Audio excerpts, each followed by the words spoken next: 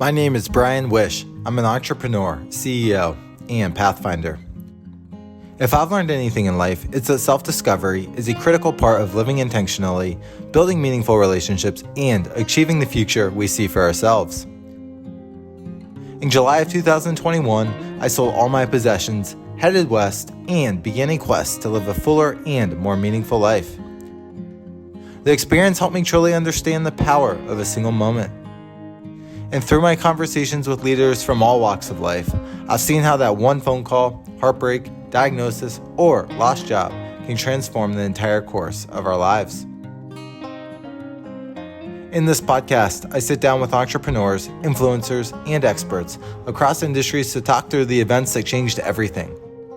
Together, we'll relive the make or break decisions, hard conversations, periods of despair and hope, chance encounters, and everything that followed.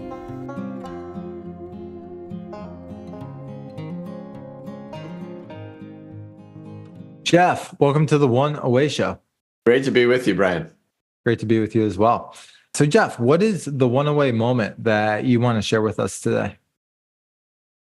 I'll bring you back to very early in my career. My first job out of college was at a very, very special management consulting firm called Monitor Group. It's now part of Deloitte, but it was freestanding for most of its existence. And when I joined the firm, the recruitment slogan was a place for optimists to change the world. And so as a kind of young and bright-eyed and optimistic college grad, I thought that this could be a place for me. It was also one of the other things that attracted me to Monitor was they had someone there named Chris Argyris, who was one of the pioneers of the field of organizational behavior. And he was obsessed with this question of why is it that sometimes the smartest, most ambitious people are the worst at actually communicating and learning from other people, and communicating in ways that enable them to actually change their minds, learn, and grow. And he talked about how oftentimes it's smart, successful people who've never had the experience of failing, and that failure created a muscle that was never built for them. And so they didn't actually know how to ask for help and know how to say, I got something wrong and all that kind of thing. And in some ways that probably described me by the time I got there and described many of my colleagues who were hired there, to the point where our CEO, Mark Fuller, was famous for giving a speech to all incoming hires that was called, "You are all incompetent."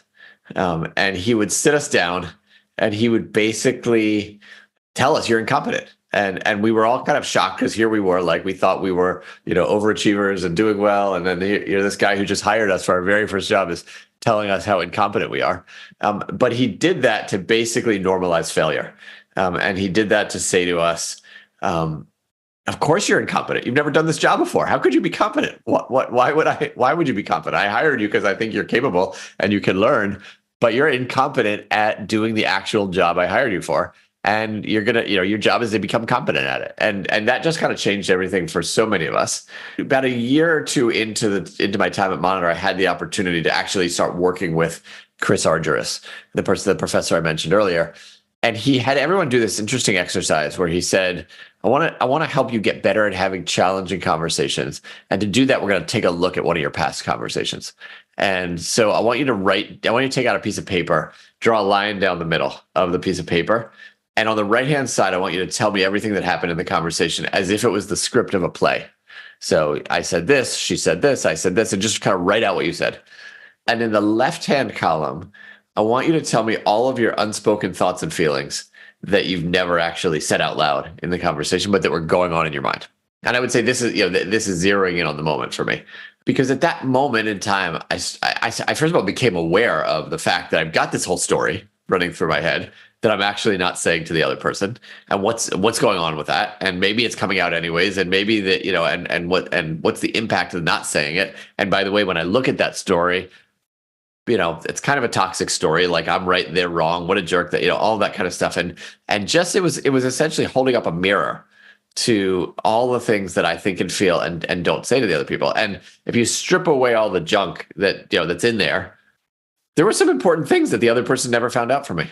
And then if I fast forward a couple of years later, I got so fascinated by this work that I got the chance to do some of this teaching about, around the world with our consultants and our clients. And I got to see hundreds and hundreds of people's left-hand columns.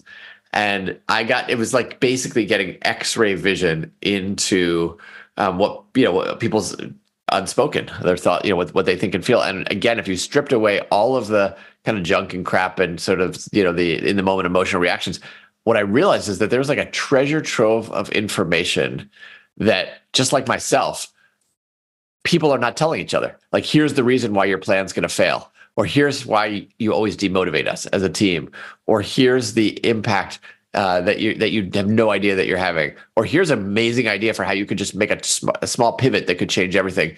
None of that was getting across to the other person. And I just saw that and I was like, wow, this is a gold mine of information that could literally change the trajectory of people's lives, relationships, teams, businesses, that's just staying completely hidden. So I built from there, but that was, it was a really interesting and I would say powerful trajectory changing experience for me. Well, first off, thanks for sharing about this first job. Sounds like multiple moments within the job, right? All kind of centered around this guy, Chris Argyris, and the left-hand, right-hand column, and these recognitions of what is not being said. Yeah. Chris, you said Chris Argyris. Argyris, yeah. He was a Greek-American, professor with thick eyebrows, receding white hair, very, could always find him in his office. His reputation was like he did not suffer fools. It took me a couple of years to work up the courage to go talk to the guy. But what a brilliant man. Oh, that's great. I was trying to find the irony in his last name, like arduous, and having hard time. Yes, Argyris. But I think I was a little off there. But close, very close. Yeah. You talked about, coming in and like being told you were incompetent and how that had an effect on you, but then also getting to the bottom or reflecting on things that were left unsaid. Who was Jeff Wetzler kind of at that time? Like, how did you confront hard conversations prior to that experience? I think I had developed over the years, starting way back in my childhood, when I did not always feel safe in the neighborhoods and communities that I grew up in based on my own identity.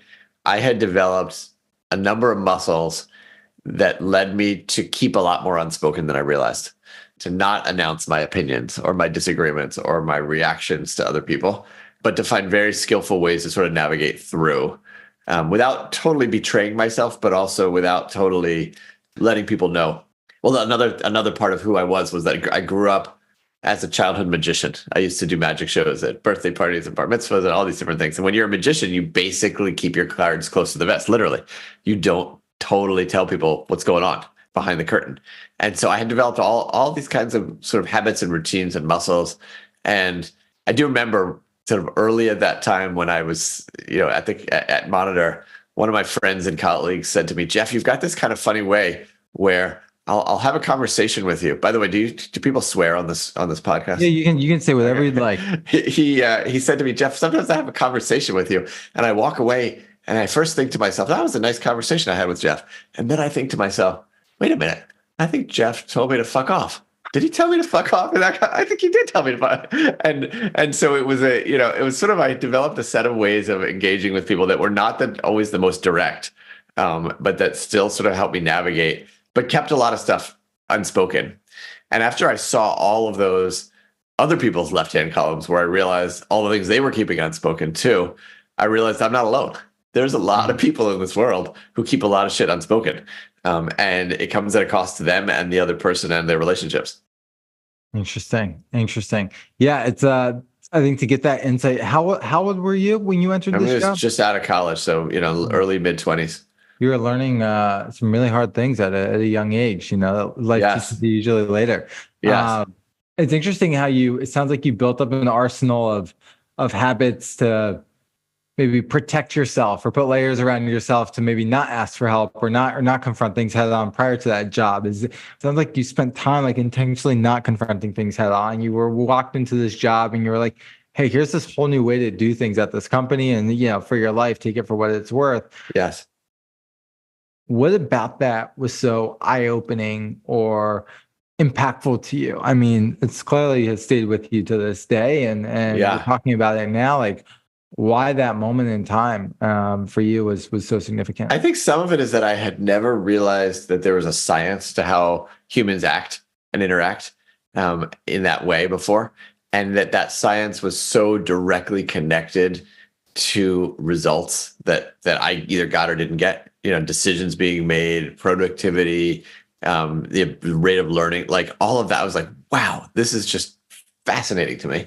But also the advice that came out of it was, by the way, the advice is not just take everything that's in your left-hand column that's unspoken and just go blurt it out. There's a reason people keep it unspoken in many cases, because they know it can make it worse. So the advice was, how do you actually transform the way that you are thinking about a person or a situation or about yourself into a way of actually thinking more constructively, reasoning more constructively, so that it's then much easier to say in the first place. And that way of, that kind of mental transformation to say, I could actually change and learn and grow and make it better for both of us, to me was just like, it doesn't get better than that. Like I'm a junkie for learning. I love human growth and development.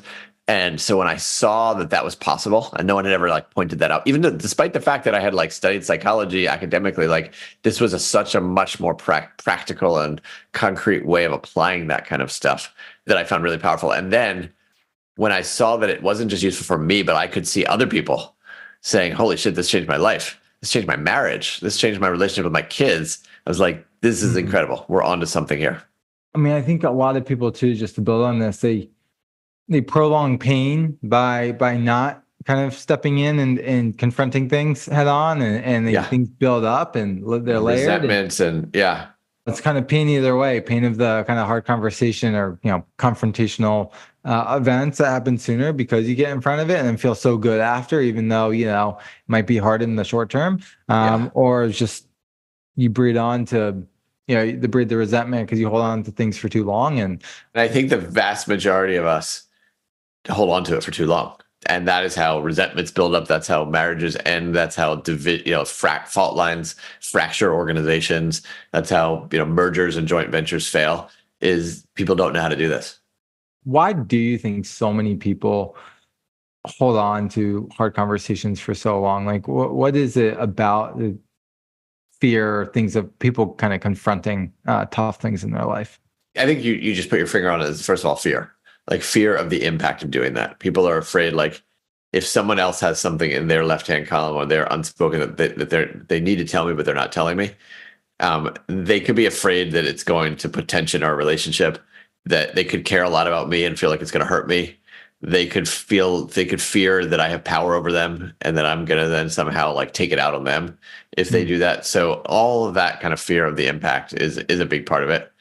Sometimes people actually think they have said it, but they've said it so passively or so indirectly. They think you can read their minds, and you can't do that.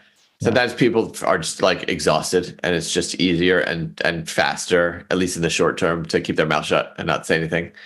And I think sometimes people underestimate the degree to which we actually care and want to know. So it's like they don't think that the other person actually would care to have that conversation, would want to have that conversation, even if the other person does. And so I look at it and I'm like, there's so many reasons. It's overdetermined to the point where it's more likely people are not going to raise it than that they are going to raise it. Yeah, and also, I think what I'm picking up too is it's subliminally, like it's a service to yourself, right? By honoring your own needs and what's going on, and you kind of creating a way to do it. So, Jeff, one of the things when you sent me a copy of your book that I really liked, and I would love for you to obviously share what you wrote, why you wrote it. But there's a section in there about, asking for help, and there's how to do it. And, as it pertains to hard conversations and knowing kind of how to get, there was definitely a self-development component to your work. I would love to hear about the book you wrote, why you wrote it, and just kind of give context and perhaps relate it to, the opening of how you started the show. So the book is called Ask, and the subtitle is Tap into the Hidden Wisdom of People Around You for Unexpected Breakthroughs in Leadership and Life. And it builds right off of what I described as my moment early on. It takes some of the most valuable tools that I learned at Monitor combines them with other ideas that I learned and have developed over the years, including working in more diverse environments and where I had to cross lines of difference in terms of power and age and gender and race and so on, and brings it all together into this approach called the Ask approach, which is exactly what to do if you want to overcome this problem that people aren't telling you what they really think and feel. So like when you said it's a service to yourself to say what you're thinking, and to get it out. I think when we ask other people questions in the right ways, we're doing that same service to them. We're giving them the chance to be self-expressed. And there are a number of good books, including I'm a huge fan of like books like Radical Candor by Kim Scott and other books around feedback that encourage people to say the thing. And that's important. That's super important. But I also know that there's a lot of people who are wired like me who are going to have a hard time saying the thing, even if they've read the books. And so I'm like, why not come at it from the other angle and say, let's make it easier for the other person to tell us the thing that we need to hear. And in so doing, to do a service. I think your point about the feedback and giving people, like giving them the space, right? It's two-sided. I think is what I'm hearing you say. It's you creating the conditions in which you yourself can like take things head on, but also on the other side, creating the space for other people to do that with you by the relationship that you hold with them. Is that you totally? And the second piece is really what the book is going after, which is how do you learn from other people? How do you help them share with you their ideas, their wisdom, their feedback, their insights, their perspectives that too often you never find out. And when you do that, it actually benefits both of you. It benefits you because you're finding it out. It benefits them because they get to be self-expressed. It benefits you both because you're going to make better decisions together and have a better relationship together. I like how you approach the book because, as it's coming back to me, recalling, you're right. It is set up in a way of enabling the voice of someone else to come through. Jeff, you talked about like the books on Radical Candor, giving feedback and those approaches, but, what you're saying, like, this is like getting feedback, right? Yes. Getting feedback, ideas, help, input, all of it. What was your call to like write this at a deep level? Like, why did you think this book needed to be on the market at this time? Honestly, at first, it was an act of self-expression. Like I saw this problem in the world that people are not finding out the important things that they need to find out from other people. And by the way, I saw it also as an entrepreneur, as a leader, as a manager. So often, I would have people on my team, and one person would be complaining about the other person and saying to me, like, would you believe what they're doing? And I'm like, well, have you told them that? And they're like, no, you think I should? I'm like, well, would you want to be told that if that was happening? They're like, yeah, I probably would. And I'm like, okay, so maybe you should tell them. And and had I not said that, they probably wouldn't have told them. And even with me saying that, they may not have actually fully said the thing to the people. So I just saw it all around me that people were not finding out what they needed to find out. And I also had experiences myself where I found out too late, or only found out after the fact from someone else who told me there's something going on that no one ever told me. So I saw how pervasive the problem is, and I felt personally and witnessed how painful the problem is. And then when I put that next to, like, I have this set of tools that I originally started to inherit and monitor and then build upon and synthesize and refine. I can do something about this problem. And so many people are saying, like, this tool set is so uniquely valuable. I'm like, why would I not put these two things together? I was at a point in my career as an entrepreneur where my organization was growing. We probably had 100 people at that, a few years ago at that time. And I think I also needed a creative space, an outlet, because I was spending so much of my time engaging with investors, managing people, coordinating things, looking at budget, whatever else. And I wanted to build, and I wanted a kind of a creative space. And so I wanted some time to take what I knew was a powerful set of ideas, addressing a painful problem, and put it out into the world. And I initially said to myself, I just want to see, I want to see if this lands. And so I said, hey, if I find an agent, I'll move forward. If not, maybe this is not the right time. I found an agent. I said, if I get a publishing deal, I'll move forward. If not, maybe this is not the right time. One came through. And so each thing was kind of one foot in front of the next without a grand plan, just, in the end. And I'm following the energy and seeing how the world reacts and seeing what's, what seems to be most resonant about the book. Yeah, absolutely. I like how you even said for yourself, like, it's an act of your own self-expression. You're kind of scratching your own itch, but you saw it. And also, you're right. Like, there's a lot of, let's just say in a work setting, like gossip or a lot of, hey, can you believe this person did X? And then, yeah, have you told them, Right. Why do you think cultures and companies aren't set up in a way that create those types of dynamics or relational dynamics between teams on both sides? Like, why do you think these problems are so pervasive? I think there's a lot of different reasons, but the one that I'm most drawn to looking at is capabilities. Like, we have not learned how to do this. Like, as kids, we don't go to school and learn how do you actually collaborate with other people? How do you actually say hard things? How do you listen hard? How do you ask questions? It's just that whole stream of skills is missing from schools. And in fact, we as a society often send messages, the opposite messages, like save face, or, if you ask questions, you look weak, or if you ask for help. And so we've got the kind of like the combination of not actually investing in people's skills and this stuff, and then sending them a bunch of messages that cause them to behave in a different kind of way. And the combination of those two things, I think, makes it almost inevitable that we're going to see this kind of stuff happening in organizations. Interesting. And okay, so we're not taught. We're never taught to learn. Like why are we not taught to learn these skills? Is it because like emotional and communication skills aren't taught early enough in schools? Like, where is the root of the problem coming from, in your opinion? Our education system, which is what my organization Transcend looks at, was designed 100 plus years ago. And it was designed to sort and rank and prepare people for factory jobs, and for very, very predictable kinds of things, where the dominant organizational model that people were being kind of, were working in, is where there's like a very clear hierarchy, and the boss says something and you sit down and you shut up and you do what the boss says, and you put your head down and you get to work. And organizations are in these different silos. And literally, if you look at our schools, it just mirrors that. You basically see 30 kids coming into a room, and the teacher is the boss.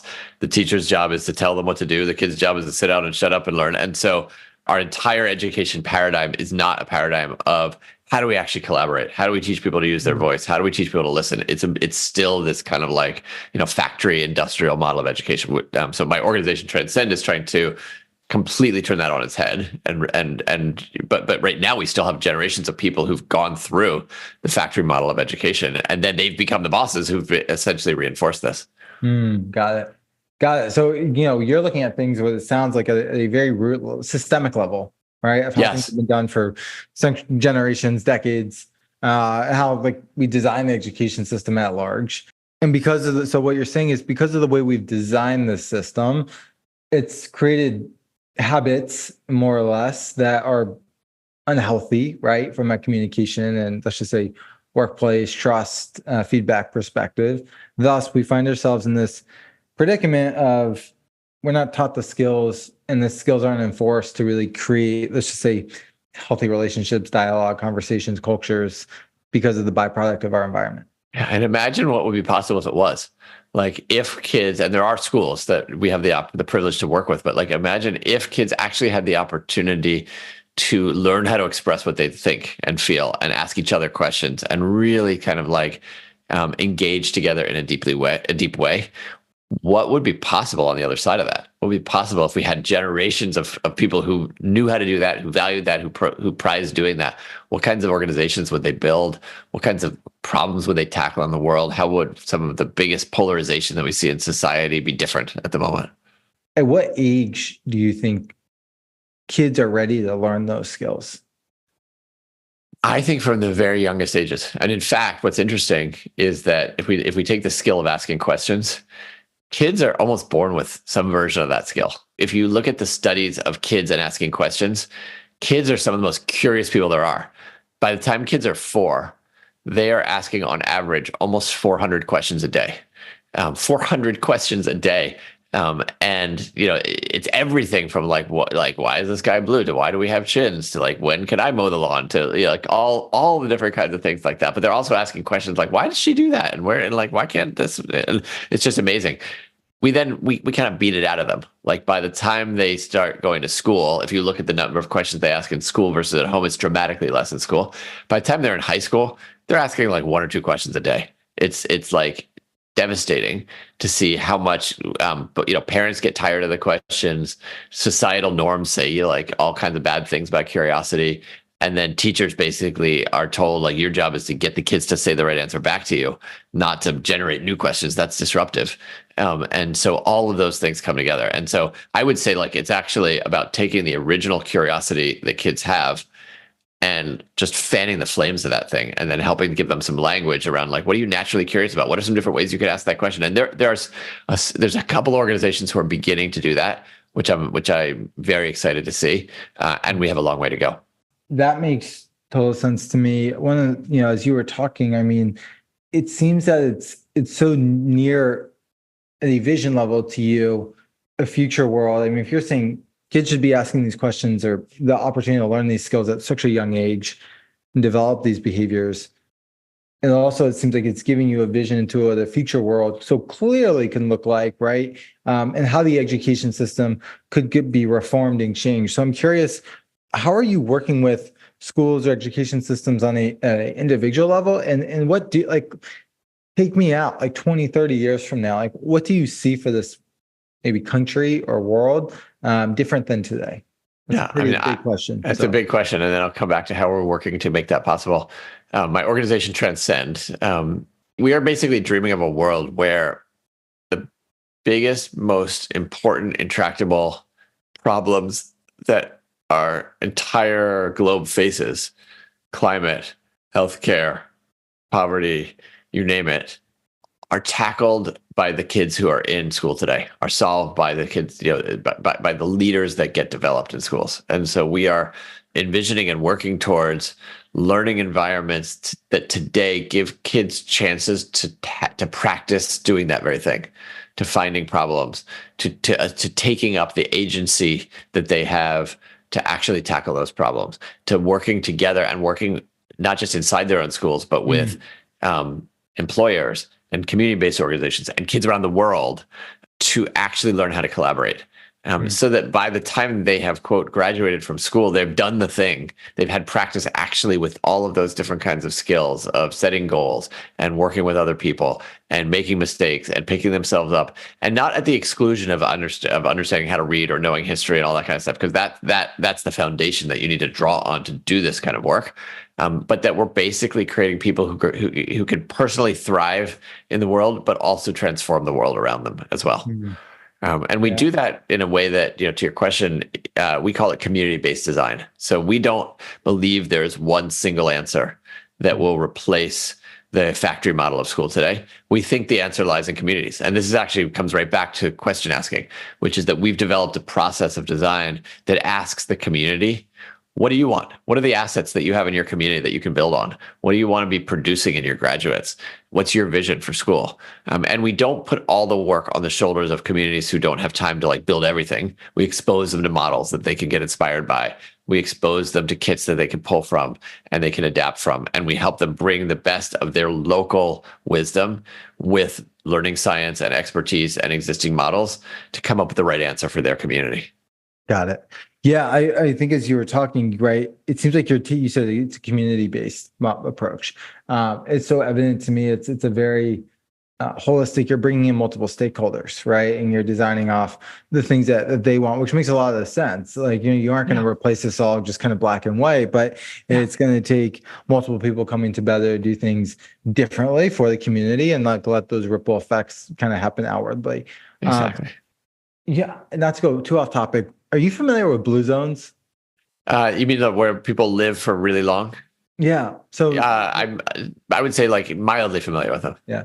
So their business model is super interesting, as I've gotten to really learn about it last year. But they go into, similar to you, it sounds like they go into these communities and they do an assessment on the different variables. Yeah. And then they kind of paint a picture of, okay, how could this community be different at a health level through all these different things that they're going to go in and change. And then they work on these 5 to 7 year community long projects through their own. And so it sounds, they're looking at it from a health perspective. You're going into communities, you're looking at it from an education perspective, working with all these different stakeholders. That's so interesting. I didn't actually know that they did interventions. I thought that they were just identifying where the places that people live longest. I didn't realize there was a whole intervention model. There's a massive business behind it. Massive. Wow. I had no idea. Interesting. Thank you for telling me that. Connect the dots later. Yeah. like, I would love to kind of hear Transcend in the wild. Like, what's it look like? Like, give me an example of you going into a community, kind of what that looks like duration. Like, I'm so curious about kind of how you're creating these holistic ripple effect changes. And then how are you, on top of that, bringing in the work from Ask, right, into that education, that, reform that you're doing within these communities? It could be anywhere from 6 months to a year to, in some cases, we work with places, 7, 8 years. The first thing that we always do is listen to young people. And so, just the same way that design thinking does kind of empathy work or empathy interviews, we will listen to young people, but it's not just us. Like, we will pull together kind of a cross section of the community into a design team. And we will say to them, now sit down and listen to young people. Ask them questions about what their real experience is in school. And sometimes we'll even say, follow them around for half a day and just watch them. And it's amazing what we hear from teachers who do this. They will say things like, I've been a teacher for 25 years. I've never just for 45 minutes sat down and asked a kid, tell me about your experience in school. And just the act of doing that, of sitting down and listening to kids, can kind of be mind-blowing. Of course, this is, Ask is woven completely throughout this, because it's like, well, how do you actually, make the kid feel safe? And then how do you ask the right questions, and how do you listen? And so this act of asking and listening is like right in the fabric of the work that we do. And the other thing that people will say is, I cannot unhear what that kid told me. Like, when that kid told me how bored they are in school, or when I had to walk around and like be as bored as they are for 6 hours in a row, I'm like, damn, what are we doing to them? And so that, that not only can create insight, it also creates kind of a sense of urgency of like, we got to change this thing, because now that I actually hear from the kids or see for myself how hard it is to be a kid in our school system, I can't believe we drag them through this for like 13 years of their life. So it starts with that. We then offer a bunch of different provocations. Sometimes we'll take people to visit innovative learning environments, around their area, or sometimes even around the country. We will expose people to like, what's the latest in brain science and learning science, to help people understand, like, if you're going to actually design, you got to know how the brain works. And it's also fascinating how many teachers have said, like, I never learned this in teacher education school as well. And then we put that all together, and we do some really fun kind of like brainstorming protocols, and sort of say, all right, with all of this going on, what is a different experience that we could just pilot and test? And so, in some cases, that looks like social emotional learning experiences, where you might have picture a dozen 7th grade boys who are not typically the demographic that's known for intimate sharing with each other, sitting around in a circle for an hour and a half, where each kid is actually sharing what they call work in the circle. This comes from an amazing network called Valor Collegiate, where they're actually expressing some of those things that so often we've kept in our left-hand column. Challenges, struggles, frustrations. I remember one kid said, like, every day at recess, I try to build stuff outside, and then someone else comes and kicks it down, and like, it kills me. And he said this to like 11 other boys. And it was amazing. And after he says that, other kids actually come and will stand in front of, face to face in the center of the circle, and say, like, we had no idea that happened. Like, that's never going to happen again. We got you. And you can just see like the stress melt of this kid who's his building stuff was kicked down.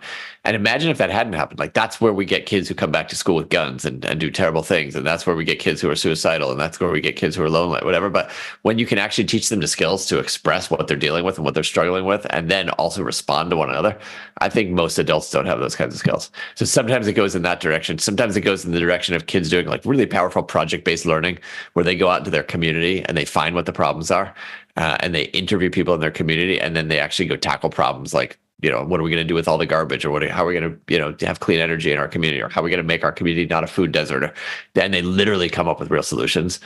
Sometimes it results in things where they are working with employers, and kids are getting kind of apprenticeships and actually taking on real problems that the companies have, and solving problems for the companies, and while also building relationships and social capital. So it can go in a whole bunch of really, really cool directions from there. Wow. I didn't realize how hands-on the work that you do at an individual level is. Yeah, this is not like a think tank, or not like just an advocacy organization. Like, this is actually getting to the point of R&D, of like actually building new experiences, fundamentally changing schedules, and changing the setup of buildings, and the setup use of budgets and all that kind of stuff. Yeah, very interesting. Wow. And let's just say so it sounds like from the from the book, right? Yeah. It's like you're creating these safe zones of expression.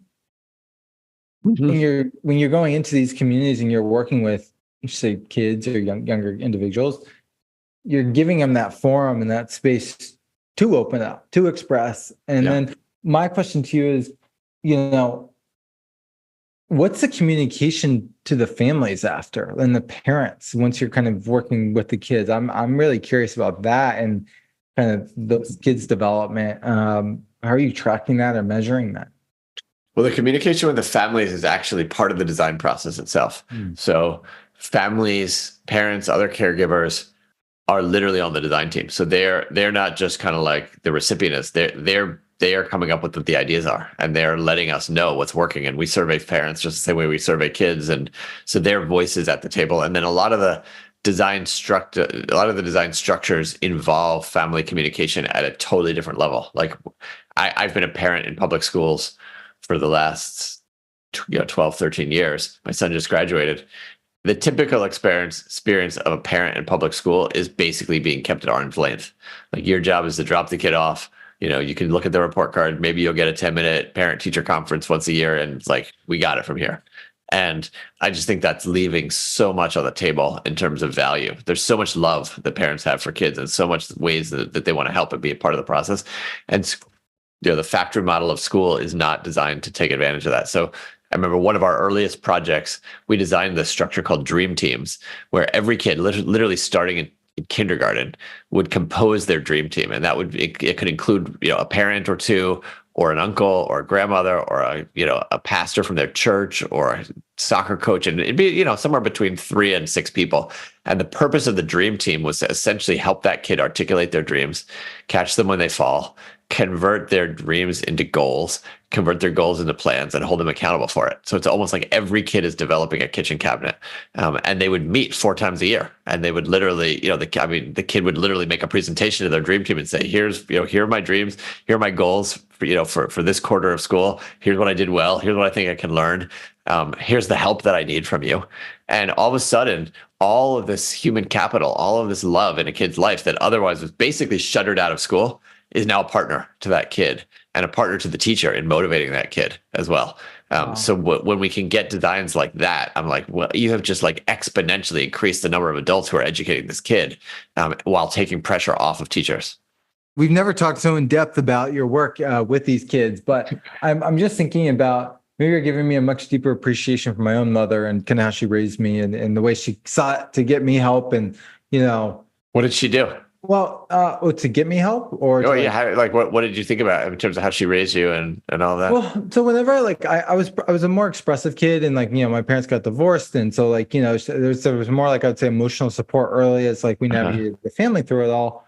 But I think she was very attentive to my emotional needs. She was always encouraging writing to her therapy, or I did have trouble in school socially, right, and getting along with others, and so there was always.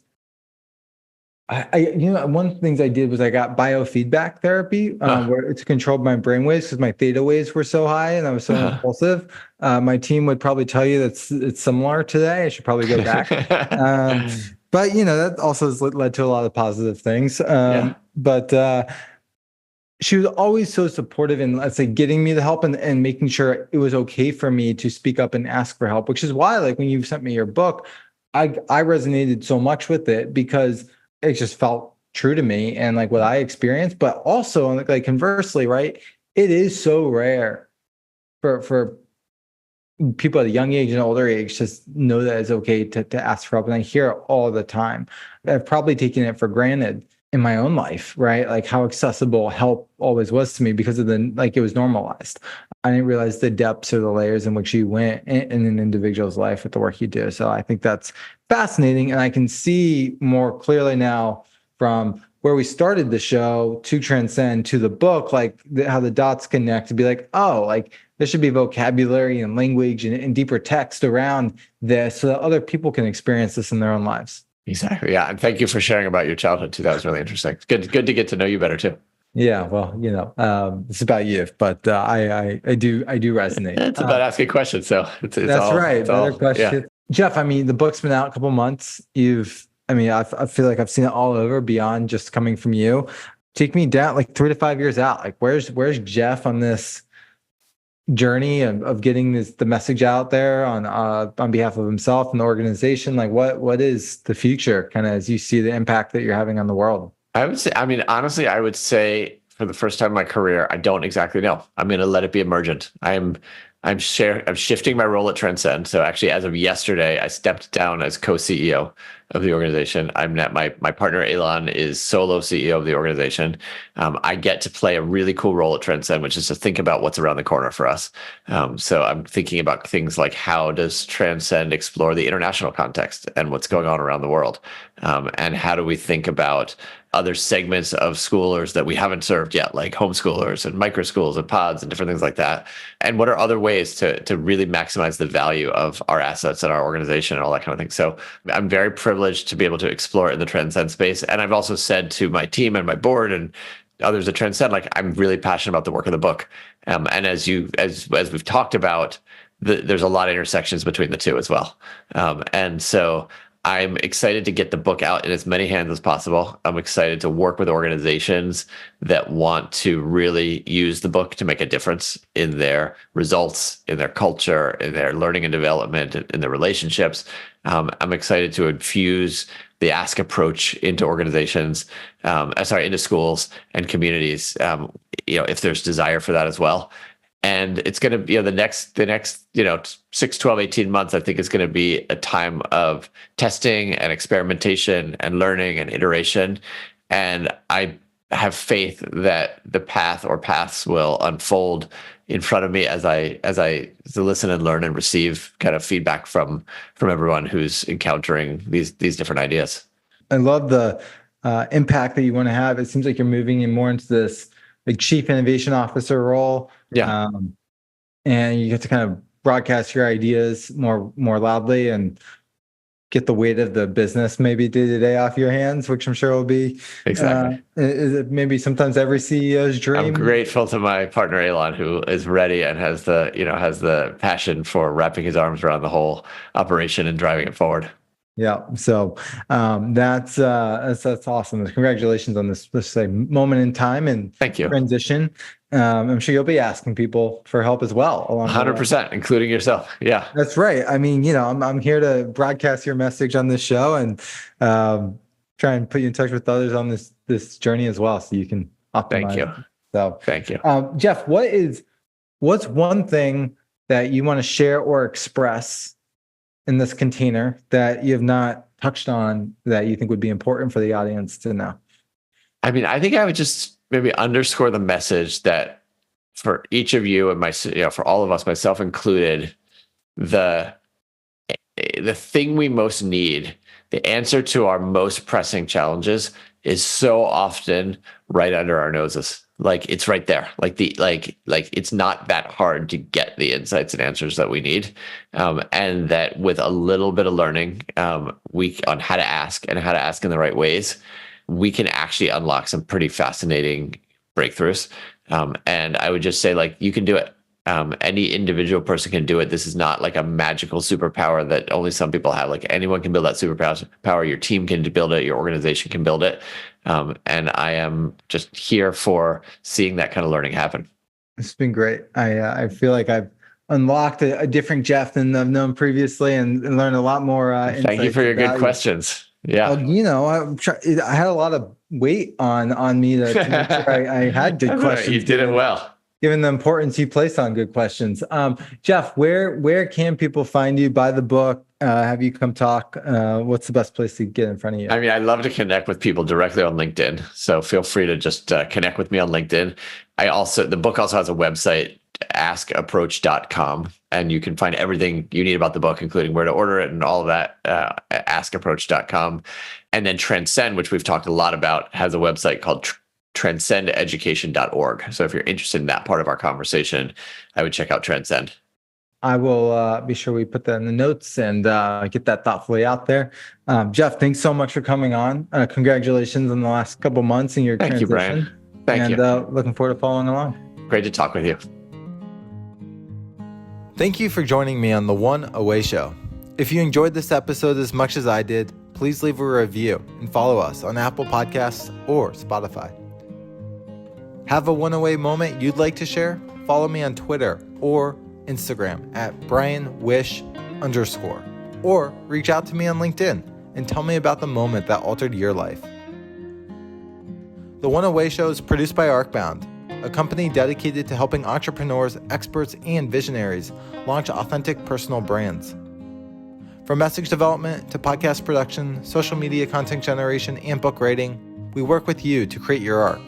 Head to arcbound.com to learn more. Thank you for listening, and please join me next time on The One Away Show.